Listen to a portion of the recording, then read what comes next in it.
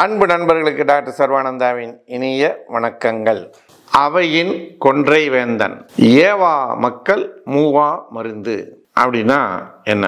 இதை செய் அதை செய் என்று பெற்றோர்கள் சொல்லுவதற்கு முன்னாலே குறிப்பறிந்து அந்த செயல்களை செய்துவிடக்கூடிய மக்களை பெற்றவர்களுக்கு அதுவே முதுமையில் மருந்தாக அமைகின்றது.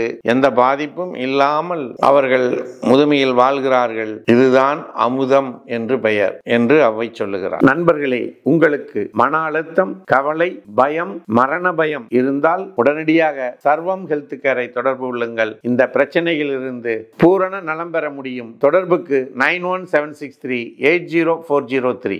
அடுத்ததாக ஹோமியோபதி சப்ஜெக்ட்ல ஜெனராலிட்டிஸ். அதில் நம்ம பார்க்க போறது குளோரோசிஸ். குளோரோசிஸ் அப்படின்னா என்ன? இரத்த சோகை.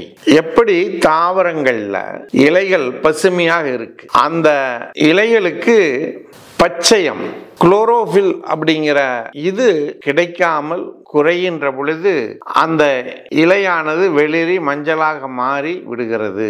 அதே போல ஒரு மனிதருக்கு இந்த குளோரோஃபில் பச்சையம் கிடைக்காமல் போகின்ற பொழுது அவர்களுடைய உடல் வெளிர்ந்து வெள்ளையாக, இதுதான் குளோரோசிஸ் அப்படின்னு சொல்லுகின்றோம். இதற்கு காரணம் என்ன அப்படின்னு பார்த்தீங்கன்னா, நோய் கிருமிகள், வயிற்றுப்பூச்சி, சத்து குறைபாடு, உணவு இல்லாத நிலை, ஊட்டச்சத்து குறைபாடு போன்ற பல காரணங்கள் இந்த குளோரோசிஸ் அப்படிங்கிற நோய் உருவாவதற்கு, இரத்த சோகை உருவாவதற்கு காரணமாக அமைகின்றது.